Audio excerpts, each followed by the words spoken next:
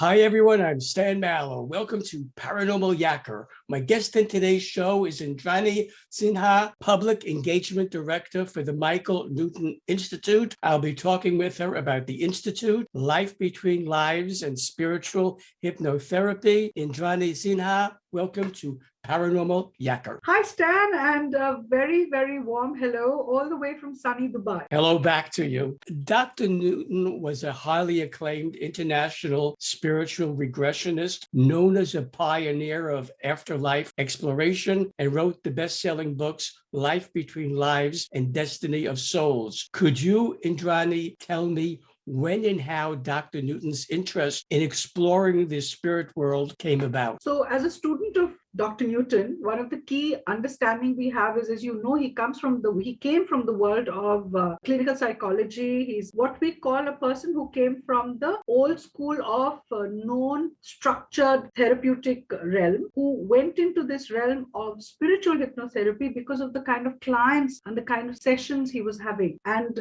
when we talk about spiritual hypnotherapy, or when you delve into the afterlife, or we go into the soul's journey, Michael, case after case, if you've read Journey of Souls, if you've read Life Between Lives, if you've read Destiny of Souls, you will see case after case, Michael was getting clients, which was clearly proving to him, and which is what he's left behind for us. His legacy shows how a person from the world of clinical psychology went more and more and more deeper and deeper and gave us so much, such a huge body of work, which has opened the spiritual hypnotherapy realm of hypnotherapy. So you know there are clinical hypnotherapists. Michael is a person who's given us this amazing, I would say, a body of work, which today for us is what he's left behind, and we are studying it, we are teaching it, we are practicing it. So Michael's journey, you read the books, you feel you're with Michael. The Michael Newton Institute trains facilitators in sharing with others the wisdom of life between lives and how through life between lives hypnotherapy, people can find healing and purpose in their life to expanded consciousness. Can you explain a bit on how the facilitators accomplish that? Sure, Stan. Let me just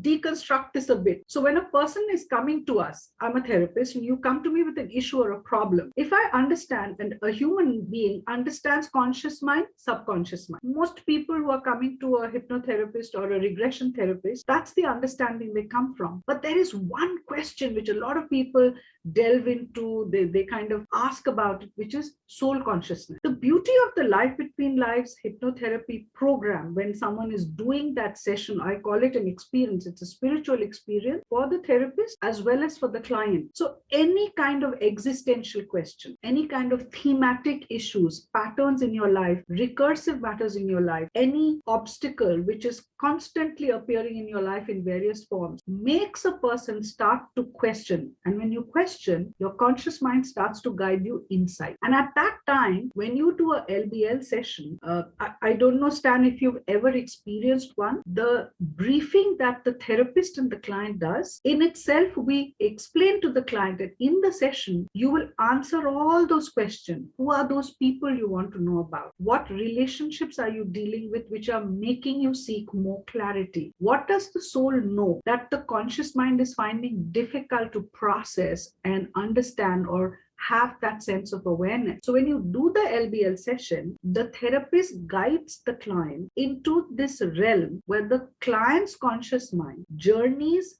deeper into his or her own consciousness, connects to the soul's consciousness, and gets the answers, get the clarity and the kind of closures that one is seeking for in this life. But then what do you get extra? The extra is very why? Because each individual's journey is very authentic to him or her. And in those answers they were getting, which they were going through in that question answer between themselves and their guides or their soul family or the council, you've heard these terms in Michael's books, they get more information about why they chose a particular life, why they chose to be going through what they were going through in that life. It even explains to them concepts of karma, the concepts of cause and effect, what was left unfinished in other lifetimes that you are possibly finishing in this. It makes you overcome fear of death. The afterlife gives you a lot lot of closure, which sometimes you don't get. And that's actually what you're constantly seeking for in various aspects of your life. LBL as a journey, I really call it life transforming, because it opens you up to the sheer potential of what you have come to do in this lifetime as Stan or as Indrani. Using a special hypnosis technique to teach the hidden memories of his subjects, Dr. Newton discovered some amazing insights into what happens to us between lives. He wrote about many of them in his book, Journey of Soul. The following questions are based on information given in that book. How does it feel to die, and what do you see and feel right after death? So you've possibly read when you were reading that when the soul leaves the body, it kind of hovers around. It's not immediately zooming off. And in that state where you've just left the body and you are seeing yourself, you are seeing people around, you're seeing the body, there is a huge amount of understanding that the soul goes through at that moment. And which is why when we do LBL session, we go through the death scene. We literally guide the client through that scene as to, now that you've left, what can you see? Is there anything left unfinished? Why? Because that connects you to understanding that if the soul at the time of departure, and Michael's done it, he guides us to do it so beautifully, that we guide the client through one point after another. Who all are there? Is there anyone you want to speak with? Is there anything left unfinished? What are your dying thoughts? What lessons are you taking away from this lifetime? When a client in that state starts to acknowledge these answers and starts to make these mental notes, that's what you're journeying then into the soul realm with. So when you're meeting your guide after that, all those questions, all those answers, all those understanding, that information that you gathered at that time is priceless. And in the LBL session that we conduct, as we've been taught by Michael, Dr. Newton has given us that whole scene, the death scene. It's a very important part of the whole session because it gives someone a lot of understanding at that. Who greets us on the other side when we leave our physical bodies and pass into the spirit realm? So in my understanding amongst the clients that I've worked with, some are very visual. So sometimes we talk about ancestors, departed loved ones. In my own session, Stan, I remember the first person who was there in the other side for me was a friend of mine who I lost very tragically at a younger age. So it was as if he was waiting there for me. People see, as I said, departed loved ones, ancestors, friends, departed partners, children, people who you've kind of lost. You also, a lot of people see their guides, their spirit guides. Sometimes, of course, people see them in forms, very clear forms. Sometimes people see them as lights or colored energy. We get people saying they're seeing one, sometimes they see a cluster, sometimes they say they're either coming from left or right to greet us, or we feel the desire to flow towards a light that's flickering at a distance. So light, color, energy forms, different energy forms, shifting energy forms, colors that also sometimes change, and of course sometimes in clear form. There are different levels of souls, beginning, intermediate, and advanced. What are the differences between them? In my understanding, a soul that has lived many lifetimes has gotten a lot of understanding, experiential knowledge. They are the experienced souls who could possibly then become like teachers, teacher souls. And then you also have young souls, or you can call them baby souls. So a soul also goes through his or her development, evolution. So you have these different levels of soul. And when you interact with them, you can kind of gauge in the way they answer, in the way they go through the experience, which category you would possibly see them at. What happens to disturbed souls? So there, yes, that's a good one.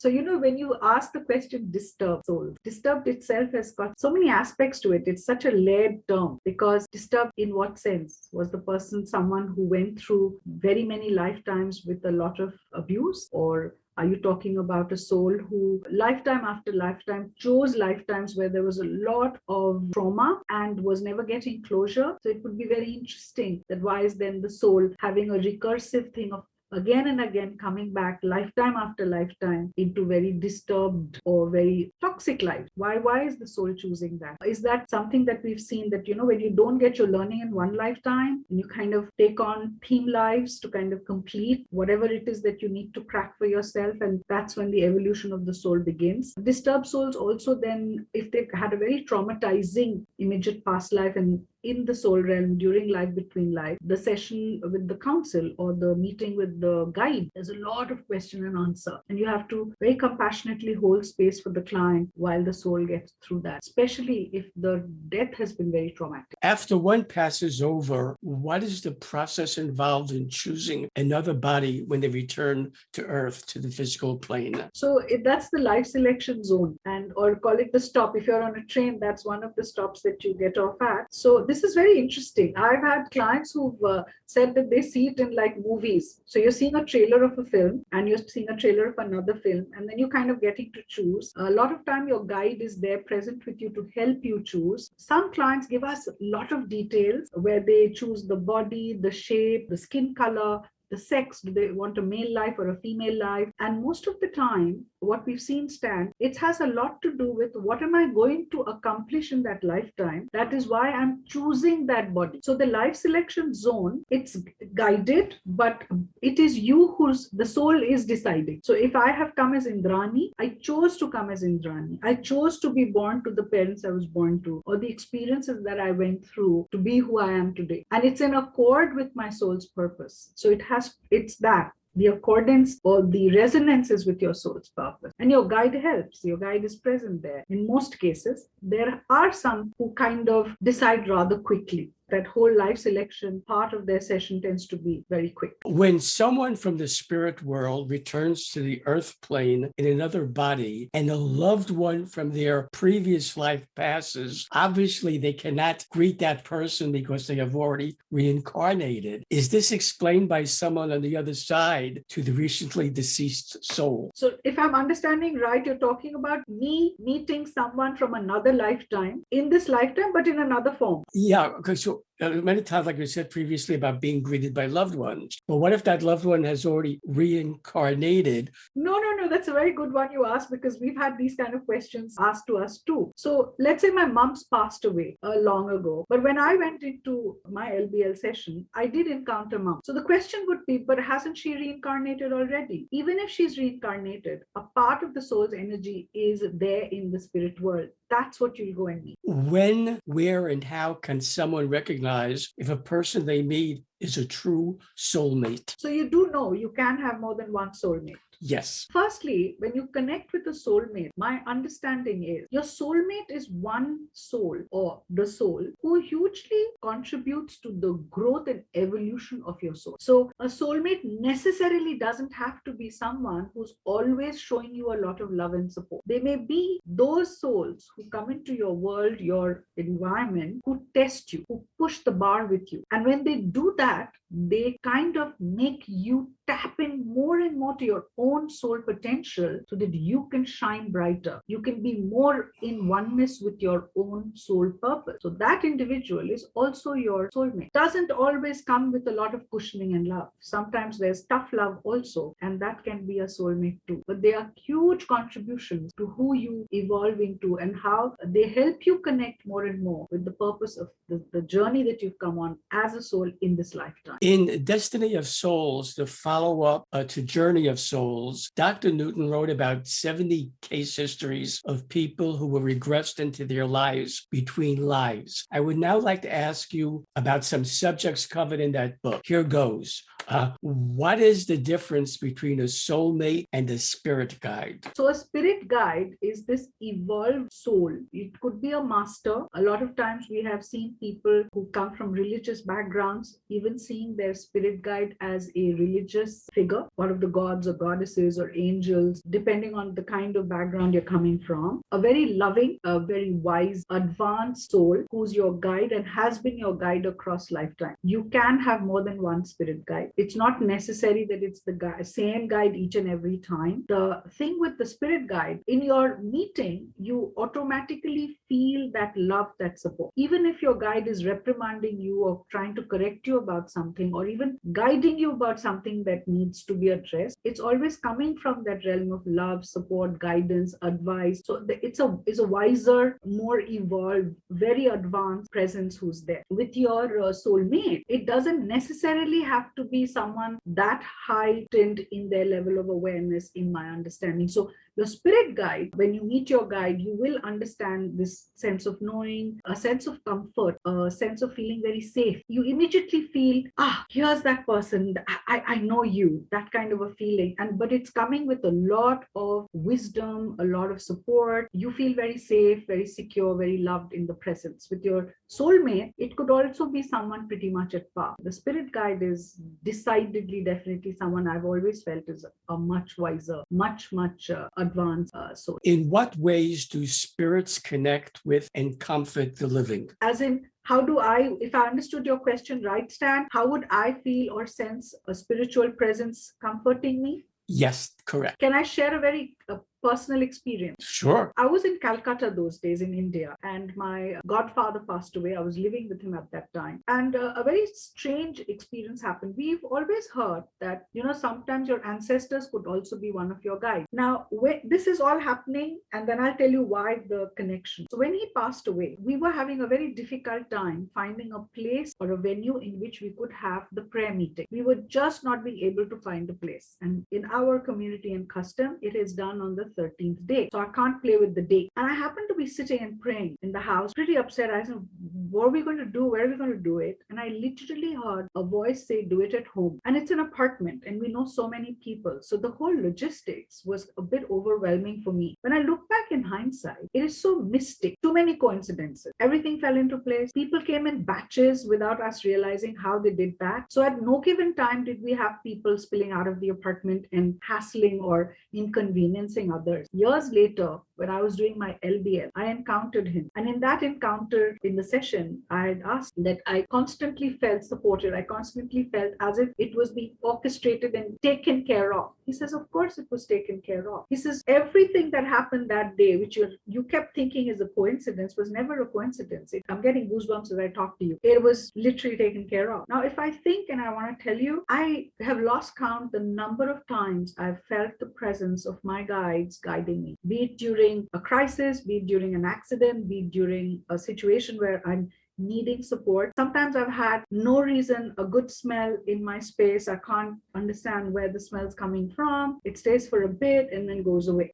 Car, I feel a lot of the presence in my car. I'm thinking about something. I have a habit. I talk to myself. I'm trying to, get a clarity about a case or something. Suddenly feel a smell in the car, no understanding. I've sometimes even smelled perfume, specific perfume. So do you feel presence? Yes. And they communicate with us so beautifully. We just have to be open to sensing, feeling, absorbing. What is the soul-brain connection? So the brain is the hardware, how I see it. Because if you're doing an EEG, you do see your brain. But the soul is this potent energy which is housed in this physical body of ours. So if you talk to seers or gurus or people who are into very deep meditation, when they connect to their higher self or their soul consciousness, usually they describe it as a ball of energy. Some see colors, some see a white shifting energy. And it's usually very potent light. It's described with a lot of warmth. People say it gives it a fuzzy feeling. There's a lot of love that comes out of it. They can't sometimes even verbalize the feeling, but the soul, what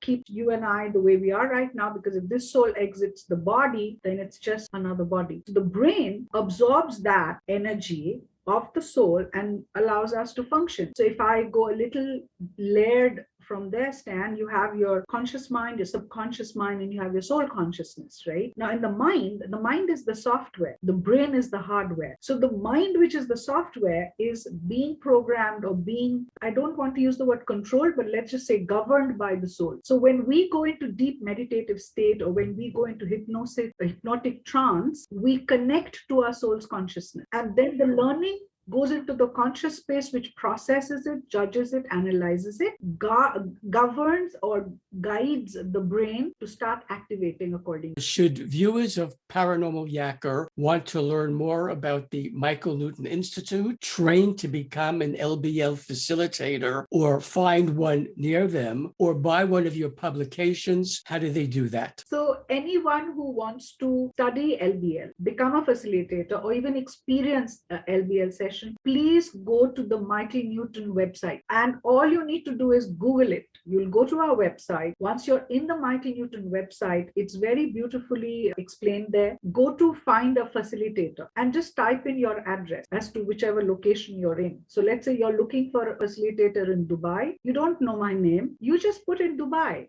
or you just put in United Arab Emirates and I will pop up. And then all the facilitators have their contact details given there and you can take it from there. Indrani Sinha, I thank you for being my guest on Paranormal Yakka and enlightening my audience about Dr. Michael Newton and the institute he founded. Thank you so much, Stan, for having me. And I'm so glad I was able to share my thoughts and views with you. Hi, everyone. I'm Stan Mallow, the Paranormal Yakka. I hope you enjoyed the interview you just watched. To be sure you don't miss any interviews on my free YouTube channel, all you have to do is press the subscribe button on your screen.